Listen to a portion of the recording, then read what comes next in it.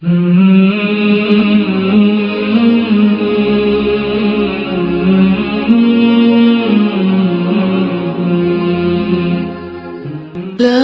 إله إلا الله محمد رسول الله.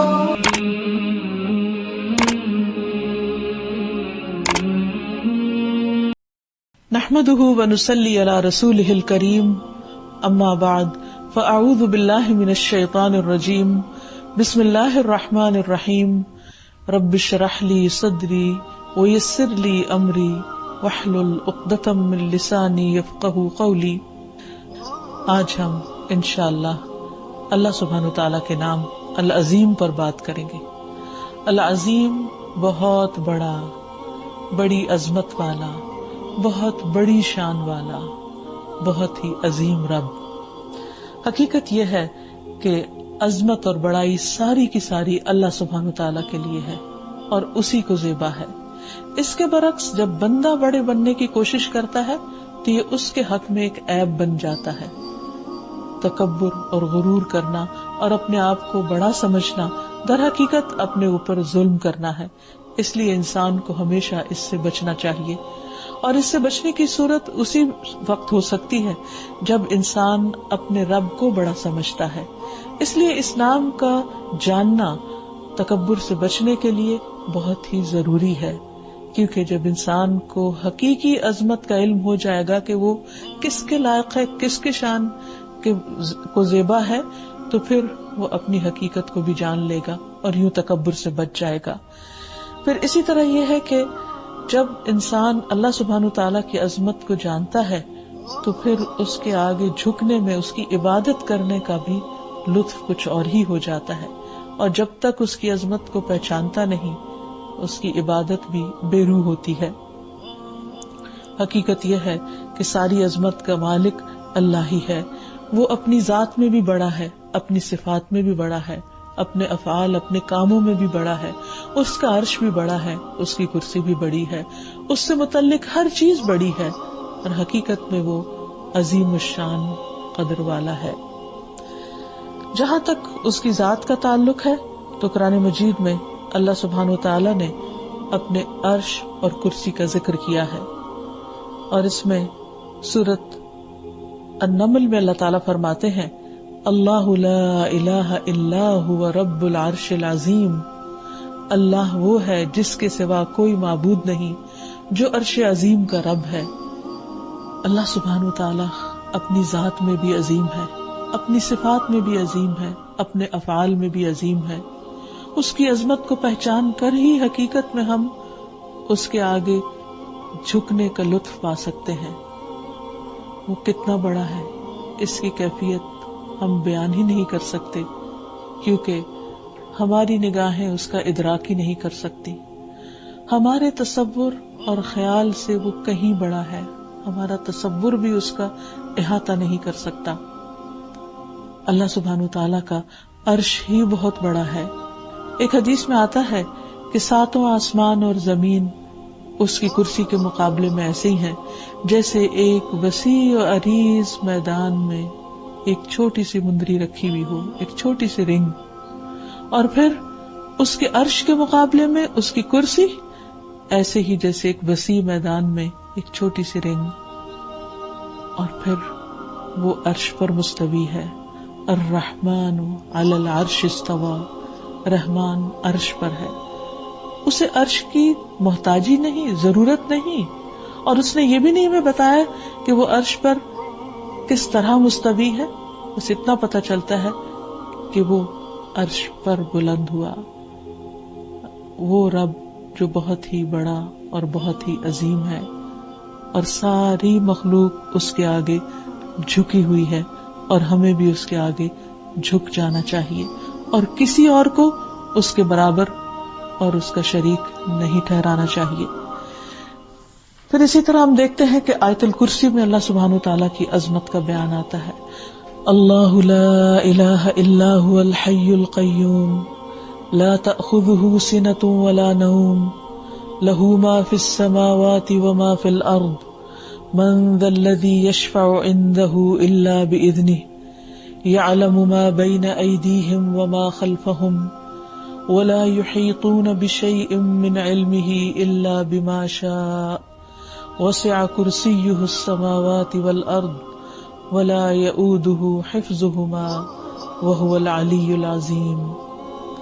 اللہ وہ ہے کہ اس کے سوا کوئی معبود نہیں ہے، زندہ ہے، ہر چیز کو قائم رکھنے والا ہے، نہ اسے کچھ اونگ پکڑتی ہے اور نہ کوئی نیند، اسی کا ہے جو کچھ آسمانوں میں ہے اور جو کچھ زمین میں ہے۔ کون ہے وہ جو اس کے پاس اس کی اجازت کے بغیر سفارش کر سکے؟ وہ جانتا ہے جو کچھ ان کے سامنے ہے اور جو کچھ ان کے پیچھے ہے، اور وہ اس کے علم میں سے کسی چیز کا احاطہ نہیں کر سکتے مگر جتنا وہ خود چاہے۔ اس کی کرسی آسمانوں اور زمین کو سمائے ہوئے ہے اور اسے ان دونوں کی حفاظت نہیں تھکاتی، اور وہی سب سے بلند، سب سے بڑا ہے۔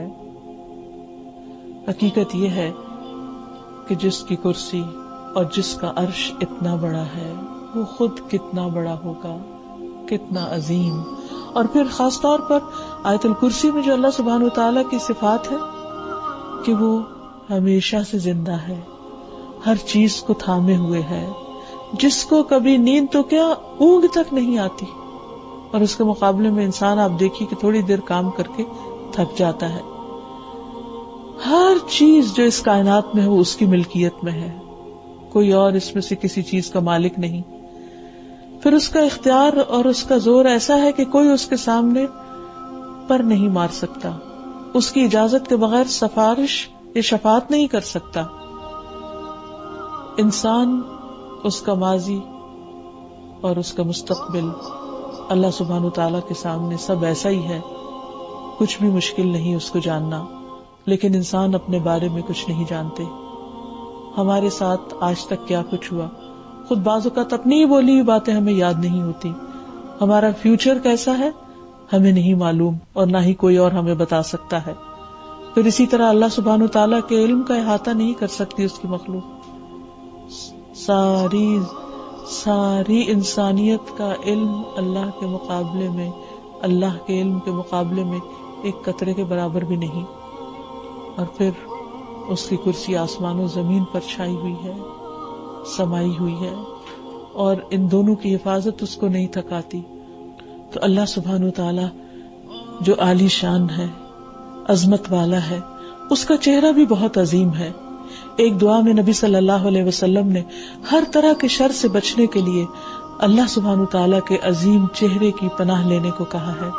اعوذ بوجہ اللہ العظیم، میں اللہ کے عظیم چہرے کی پناہ لیتا ہوں جس سے بڑی کوئی اور چیز نہیں، الذی لیس شیء اعظم منہ، کہ جس سے عظیم کوئی اور چیز نہیں، وبکلمات اللہ التامات، اور اس کے تمام تر کلمات سے، لا یجاوزہن بر ولا فاجر، وباسماء اللہ الحسنى كلها ما علمت منها وما لم اعلم من شر ما خلق وذرأ وبرأ۔ اور اس کا معنی کیا ہے کہ میں اس کے مکمل کلمات کے ساتھ پناہ چاہتا ہوں جن سے کوئی نیک اور بد آگے نہیں بڑھ سکتا، یعنی اس کے کلمات بھی بہت عظیم ہیں کہ ان کلمات کے آگے کسی اور کا کلام ہے ہی نہیں۔ اور اس اللہ کے تمام اسماء حسنہ کے ساتھ پناہ چاہتا ہوں جن کو میں جانتا ہوں اور جن کو میں نہیں جانتا، کیونکہ اللہ سبحانہ وتعالیٰ نے اپنے سب نام تو بتائے بھی نہیں۔ ہر اس چیز کے شر سے جس کو اس نے بنایا، پیدا کیا اور پھیلایا۔ تو جب انسان اللہ سبحانہ وتعالیٰ کے عظیم چہرے کی پناہ لے کر ہر طرح کے شر سے اپنے آپ کو بچانے کی کوشش کرتا ہے تو اللہ تعالیٰ ضرور اس کو پناہ دیتے ہیں، اس کو محفوظ رکھتے ہیں۔ پھر اللہ سبحانہ وتعالیٰ اپنی صفات میں بھی بہت عظیم ہے۔ جہاں تک صفات کی عظمت کا تعلق ہے تو اللہ تعالیٰ کو ہر قسم کی صفات میں علو شان، یعنی اس کی شان بلند ہے۔ بعض اوقات وہ صفات بندوں کے اندر بھی کسی درجے میں دکھائی دیتی ہیں، لیکن there is no comparison۔ اللہ کی صفات کامل ہیں اور بندوں کی ناقص ہیں، بندوں کی عارضی ہیں، جبکہ اللہ کی سبحانہ و تعالی کی وہ صفات پرماننٹ ہیں، ہمیشہ ہمیشہ کے لیے ہیں۔ پھر آپ دیکھیے کہ اللہ سبحانہ و تعالی کی سماعت، اس کی بصارت، اور اس کی دیگر صفات جتنی بھی ہیں وہ سب کی سب عظیم ہیں. اب جہاں تک سماعت کا تعلق ہے تو کوئی شخص ایک چھوٹی سی سرگوشی بھی کہیں کرتا ہے تو وہ اس کو پتا ہوتا ہے. کسی کے دل میں جو خیال گزرتا ہے وہ بھی اللہ کو معلوم ہوتا ہے. کوئی شخص کسی بھی چیز کہیں پر بھی چھپ کر کوئی کام کرنا چاہتا ہے تو اللہ سبحانہ تعالیٰ کے علم میں ہوتا ہے. اللہ تعالیٰ نہ صرف یہ کہ انسانوں بلکہ اپنی دیگر تمام مخلوقات کی تمام حرکات پر نظر رکھے ہوئے ہے. دیکھنے میں وہ عظیم ہے, کوئی چیز اس سے چھپی ہوئی نہیں. اللہ تعالیٰ پرندوں کا ذکر قرآن مجید میں کرتے ہیں, اولم یروا الی الطیر فوقہم صافات ویقبضن ما یمسکہن الا الرحمن انہ بکل شیء بصیر. کیا انہوں نے اپنے اوپر پرندوں کو اس حال میں نہیں دیکھا کہ وہ پر پھیلائے ہوئے ہوتے ہیں اور کبھی سکیڑ لیتے ہیں, رحمان کے سوا انہیں کوئی نہیں تھام رہا. یعنی ان کو بھی اور ان کے اوپر جو آسمان ہے ان سب کو اللہ نے تھاما ہوا ہے. یقیناً وہ ہر چیز کو خوب دیکھنے والا ہے. پھر اسی طرح رحم کرنے میں سب سے عظیم ہے, سب سے زیادہ مہربان ہے. ماں سے بھی زیادہ دنیا میں کوئی محبت کرنے والا رشتہ ایسا نہیں کہ جس کی مثال دی جا سکتی ہو. رسول اللہ صلی اللہ علیہ وسلم نے فرمایا, اللہ عز و جل کے پاس 100 رحمتیں ہیں جس میں سے اس نے تمام زمین والوں پر صرف ایک رحمت نازل کی ہے اور باقی 99 رحمتیں اس نے اپنے اولیاء کے لیے رکھ چھوڑی ہیں, یعنی قیامت کے دن. پھر اللہ تعالیٰ اس ایک رحمت کو بھی لے کر ان 99 رحمتوں کے ساتھ ملا دے گا اور قیامت کے دن وہ 100 کی 100 پوری رحمتیں اپنے دوستوں کے لیے خاص کر دے گا. تو اس سے اندازہ کیجئے کہ اس کی ہر صفت کتنی عظیم اور بلند ہے. وآخر دعوانا ان الحمد للہ رب العالمین.